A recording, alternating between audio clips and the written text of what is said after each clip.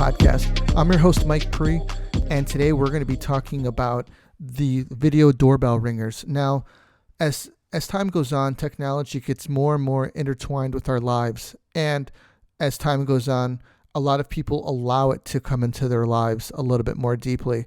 Now, I'm a personal belief in technology. I like technology if it can help your everyday life better and make things easier. So we're going to talk about, I'm going to read this article by globalnews.ca by Amy Forliti and Matt O'Brien. Now, some people have these, and I think that they're very convenient in a lot of ways because you could see what's going on, at your front door when you're at work. So if Amazon or something is trying to drop off a box and you just want to tell the driver just to leave it at the door, you can do stuff like that. So I'm gonna read this article and then I'm gonna give my 2 cents on it as soon as we're done. The woodsy community of Walcott, Connecticut doesn't see a lot of crime, but when the police chief heard about an opportunity to distribute doorbell cameras to some homes, he didn't hesitate. The police, who keep watch over the town of 16,000, raffled off free cameras in a partnership with the camera manufacturer. So far, the devices have encountered more bears than criminals, but Chief Ed Stevens is still a fan. Anything that helps keep the town safe, I'm going to do it, he said. But as more police agencies join with the company known as Ring, the partnerships are raising privacy concerns. Critics complain that the systems turn neighborhoods into places of constant surveillance and create suspicion that falls heavier on minorities. Police say the cameras can serve as a digital neighborhood watch. Critics say Ring, a subsidiary of Amazon, appears to be marketing its cameras by stirring up fear of crime at a time when it's decreasing. Amazon's promotional videos show people lurking around homes, and the company recently posted a job opening for a managing news editor to deliver breaking crime news alerts to our neighbors. Amazon is profiting off of fear, said Chris Gilliard, an English professor at Michigan's Macomb Community College and a prominent critic of Ring and other technology that he says can reinforce race barriers. He says part of the strategy seems to be selling the cameras where the fear of crime is more real than the actual existence of crime. Cameras offer a wide view from wherever they are positioned. Homeowners get phone alerts with streaming video if the doorbell rings or the device's heat sensors detect a person or a passing car. Ring's basic doorbell sells for $99, with recurring charges starting at $3 a month for users who want footage stored. Ring says it stores the recordings for 2 months.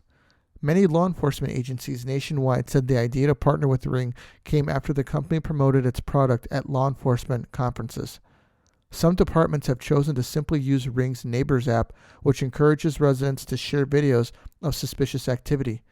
Other agencies agree to provide subsidies, matched by Ring, to offer hundreds of discounted cameras in hopes of tapping into footage of residential streets, yards, and sidewalks. And some police chiefs raffle off the devices. Ring would not disclose the number of communities with such partnerships. Sharing video is always voluntary and privacy is protected, according to the company and police. There is nothing required of homeowners who participate in the subsidies, and their identity and data remain private, spokeswoman Bridget Gorham said. She says customers can control who views their footage, and no personally identifiable information is shared with police without a user's consent. Realistically, though, if police want video for an investigation, they can seek a search warrant. Tech industry analyst Carolina Melance said engaging with police and offering incentives is a very smart move by Ring, and a missed opportunity for some competitors, including Google's Nest and smaller companies such as Arlo Technologies and SimpliSafe. But a staff attorney at the American Civil Liberties Union of Southern California called the system an unmitigated disaster for the privacy of many neighborhoods. Through the subsidy programs Amazon gets to offer, a taxpayer dime, discounted products that allow it to really expand its tentacles into wide areas of private life way more than it already has, Mohammed Jar said. The Los Angeles suburb of Arcadia has spent $50,000 to offer discounts on 1,000 cameras. Several other communities in the region also participate in subsidy programs, and officials in Los Angeles County just voted last month to get on board. Officers can view a heat map that shows the general area where cameras are, but they do not see a camera's actual location.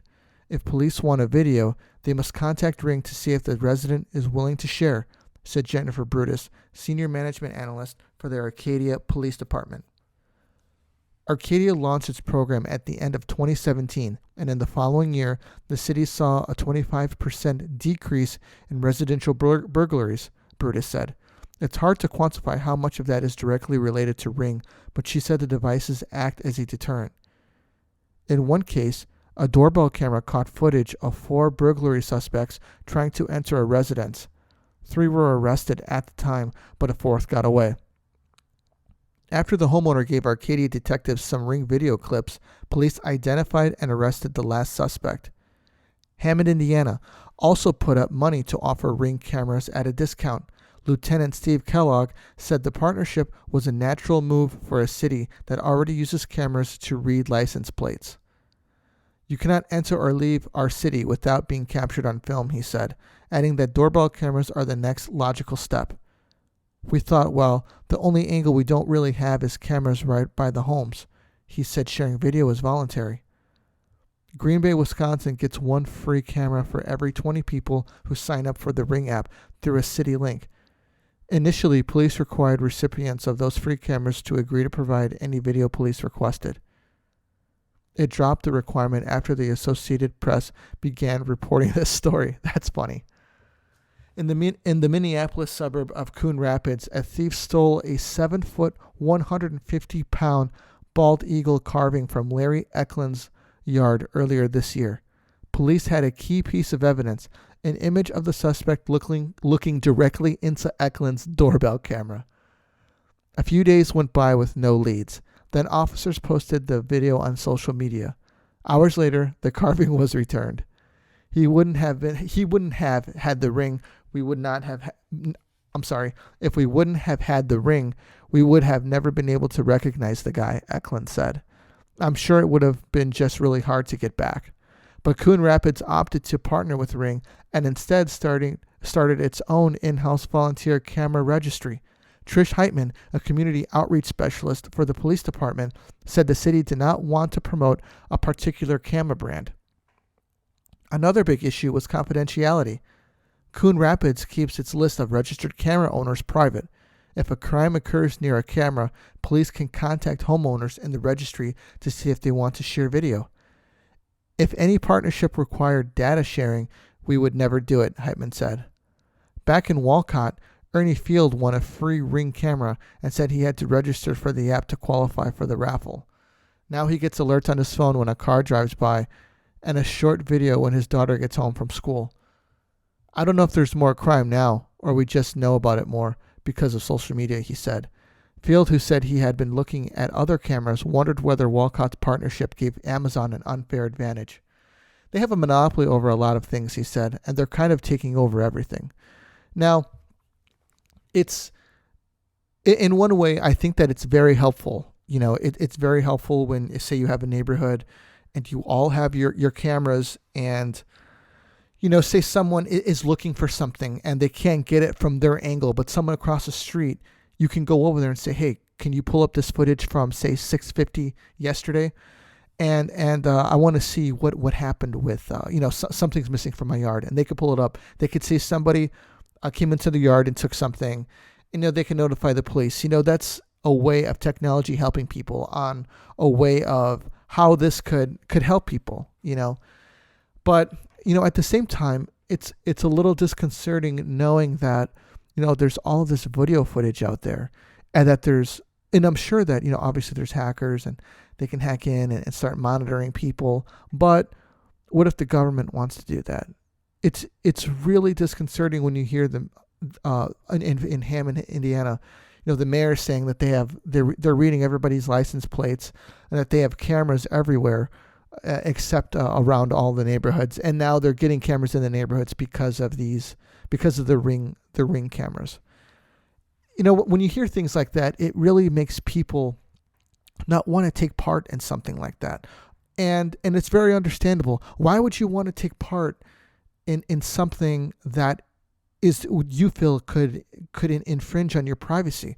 And privacy is a really big deal these days because, with everything that we do on social media, on our phones, on our iPads, on our computers, we're on the internet a lot, and we have a lot of reach out into the internet from many different apps. To maybe you're watching TV maybe you're on Amazon Prime Videos and you're watching something, or Netflix, or you're surfing Facebook, or you're on Instagram on your phone. There's a lot of things that we use to interact with on the internet, and we share a lot of information on there. We share pictures. When you want to share pictures, you get a notification that says, can Instagram have access to your cameras, or can Facebook have access to your cameras? And you grant them that. You grant them permission to use your microphones, and you wonder if they are listening in on your microphones. And in a perfect world, you would think that, okay, we can just use our cameras for our doors to see what's going on when we need to see what's going on. Nobody's using our microphones. And most likely there probably isn't somebody listening to you, but there is that little thing on the side that says maybe somebody is, and it really depends on the type of person you are, because there's some people out there, they just don't care. If someone's listening to them, they're like, okay, yeah, whatever. I don't have anything to hide. It's not a big deal to me. It doesn't matter to me. It doesn't break the deal for me. And then there's other people that are very protective of their privacy, and they don't want anybody to have any access to anything. And they think that, just because, you let Instagram have access to it, that the government's going to be looking, be monitoring things through Instagram, and that they're going to know everything about you, know what you did, on that sixth grade trip to Indianapolis, or what have you. There's a lot of people, there are people that are like that, but all in all, I don't think that it's really that big of a deal, and I don't think that it's that bad. I think as a tool to use to see what's going on, I think that it could be really helpful. I think that, especially as a dad, I would like to see who's coming onto my front porch. I would like to see, who's running around the front, because there have been, on Christmas last year, they were showing videos from people who had these kind of cameras for their doorbell of UPS, practically, just throwing boxes over people's fences, or just throwing them onto your porch, and people coming by and stealing these packages, and people caught them on their cameras. So in a lot of cases, it was reported to UPS on how they were abusing people's packages, and this technology is being used to catch criminals that are, trying to steal packages or what have you, or anything from your property. And it's really interesting. It's actually really funny to see, because, like the one guy, Eklund said that you could see the guy in the camera staring into the Ring camera on his doorbell. What an idiot. So that's my 2 cents on it. I don't think it's that big of a deal. I don't like the idea of the government having their cameras and watching people. In Chicago years ago, they spent $35 million to have these license plate cameras installed, like these speed cameras installed around Chicago, so that they could give people tickets from and take pictures of their license plates and send you tickets in the mail. Well, a judge decided that it violated due process, and they ruled that it was unconstitutional, which was a waste of $35 million for the city of Chicago. But at the same time, you want to think, was that because did they really use it for people speeding and to send these people tickets? Yeah, sure, it could be a tax grab that we can get some money doing this. But maybe it was just to install the infrastructure for the cameras and see what's going on. London they say is the most watched city in the world. They got cameras everywhere. Chicago trying to do the same thing, just a little bit more covertly. I don't know. I don't like to think that way, but if you're minding your own business, it's really not that big of a deal. And if it helps stop crime, that's an even bigger deal, because crime is an issue in Chicago. So, well, that's what I got on that. I want to give you guys an update on Jeffrey Epstein. He is currently on suicide watch. They found him in a cell with marks around his neck. They questioned the other inmates around him, and they said they didn't touch him. And now feel free to entertain the idea that, or the conspiracy theory that, the Clintons have their tentacles in jail, and they want him killed, so he doesn't have any. He doesn't dispel any dirt on him.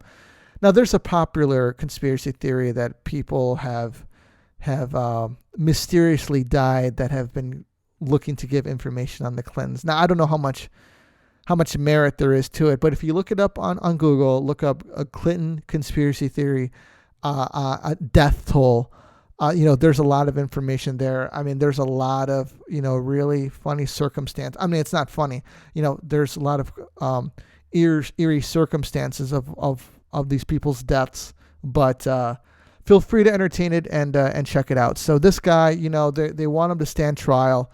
He, apparently he had a relationship with the CEO of Victoria's Secret. He was trying to be on the be one of the people that selects the talent for the Victoria's Secret models.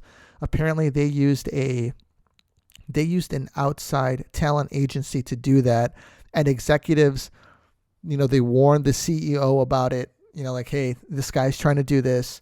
And the CEO said that, CEO Wexner said that he would take care of it. Who knows what happened? It's just getting deeper and deeper, and I want to know what goes on with this and what happens, because this guy was, running free, going to and from his private island with sometimes they say 14-year-old girls. So, and that's just absolutely unbelievable to me. So we'll see what happens with this guy, and I'm going to try to provide updates on this as I go on, because it's a really big deal. I'd like to hear what you guys have to say about any of these matters. Feel free to email me at mjp@57podcast.com. Be more than happy to get back to you, and I really appreciate the support. Follow me at 57 Podcast. At 57 Podcast on Facebook, on Instagram, and Twitter. Thanks a lot, guys. Thank you for the support. This is Pre out.